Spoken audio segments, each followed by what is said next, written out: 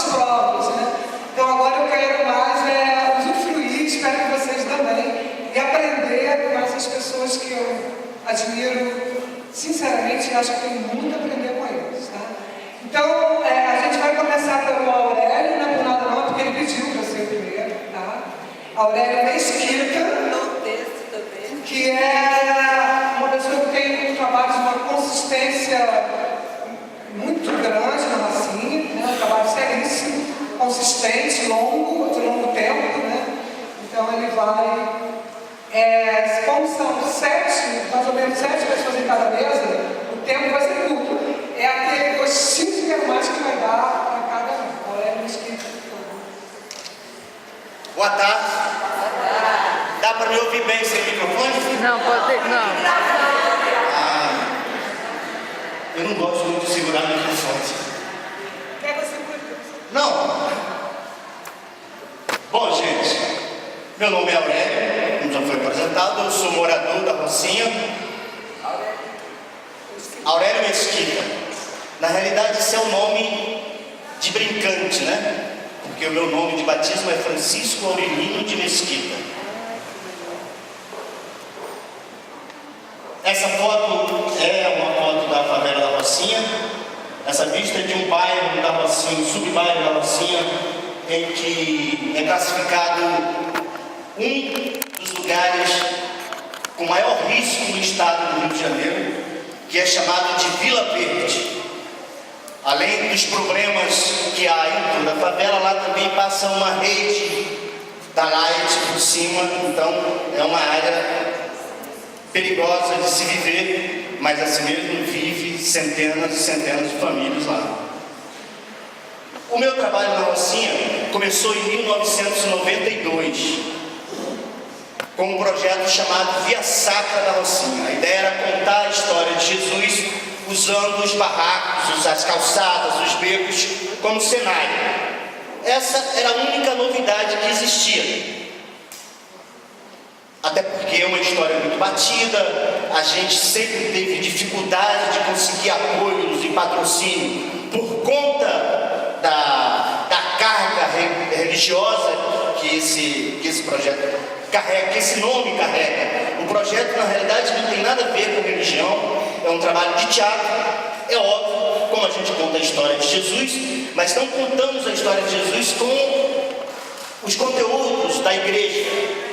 A gente foge. Especificamente, esse ano a gente trabalhou com um tema que, embora seja desconhecido da maioria da população brasileira, e aí, claro que eu não estou falando da maioria dos senhores que são acadêmicos, estudantes, professores, que é a Guerra de Canudos, né?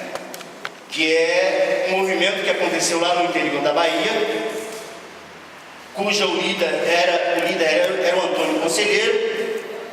E como todo ano a gente cria um motim para poder fazer esse espetáculo,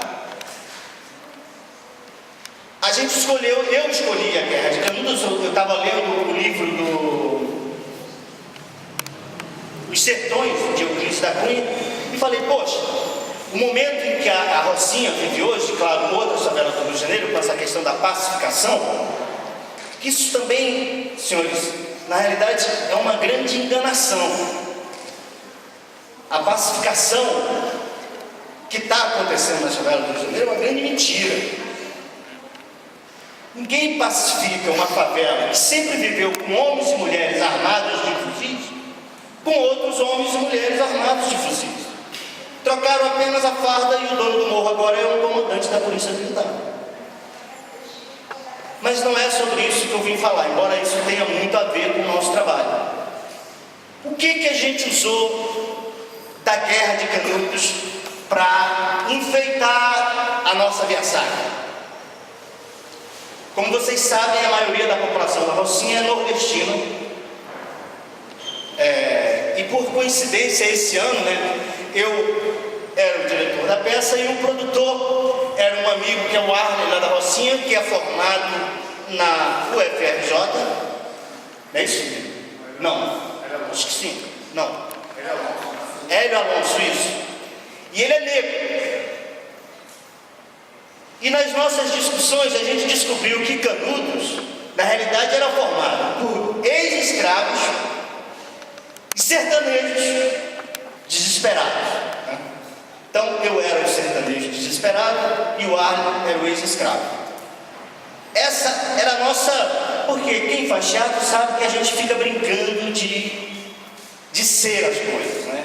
Então esse era o nosso motim para motivar uma galera de 100 jovens moradores lá da favela, jovens estudantes, artistas, gente interessada na atividade teatral.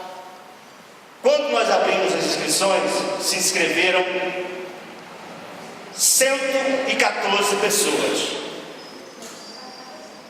E aí, quando a gente apresentou o trabalho e falei da Guerra de Canudos, muita gente meio que se levantou. Como é que a gente vai? A gente veio falar de uma criatura aqui que falou da paz, que pregou a paz. Como é que a gente vai botar uma guerra no meio disso?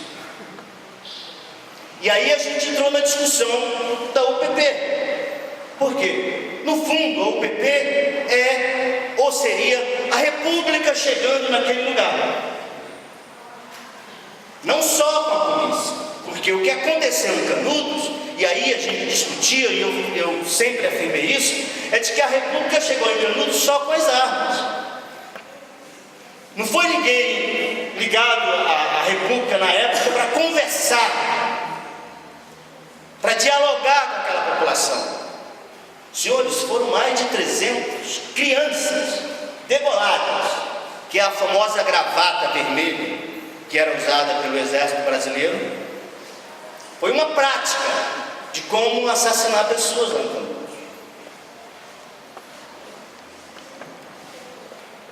Então tinha a ver, me avise, então tinha muito a ver esse tema com a nossa realidade de Rocinha e também com a nossa montagem, que não é uma montagem estática, que as pessoas ficam sentadas esperando o que vai acontecer. As pessoas são coadjuvantes.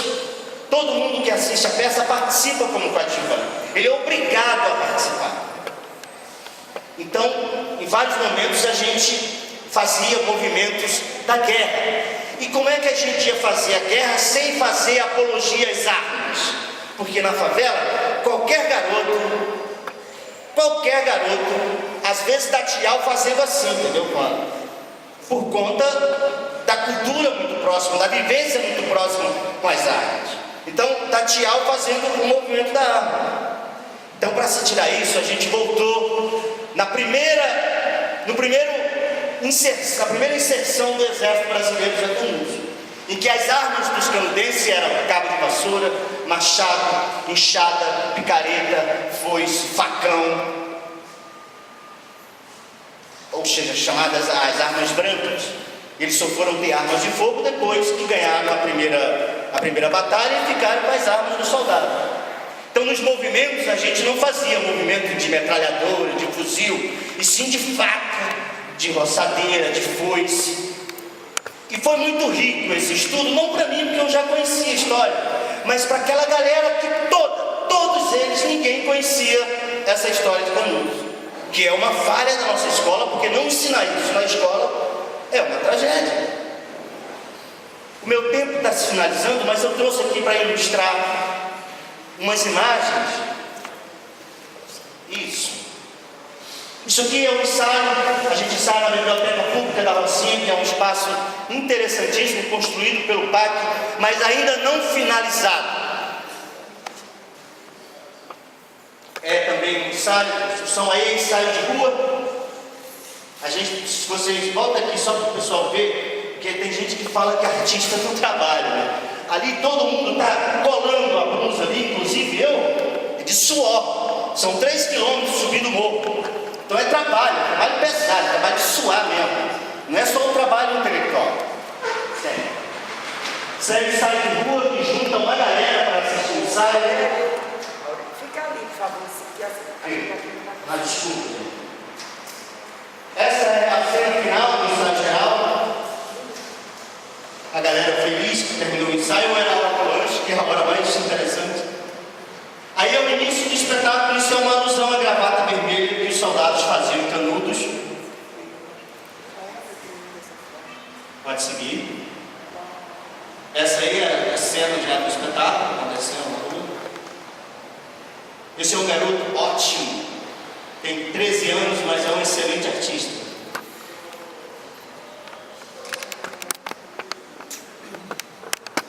Isso aí é uma alusão que a gente fez aos índios também.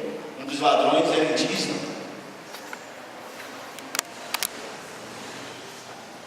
Aliás, eu vi na televisão uma manifestação dos ruralistas para não demarcar as terras dos índios. E eu fiquei em casa, porra, cara, vocês vieram invadir as terras dos caras e agora vocês fazem uma manifestação para... Não, tudo errado esse país, cara. Esse é um rapaz que fez o Jesus esse ano. Essa menina fez a Maria. Está na rua, subindo a favela.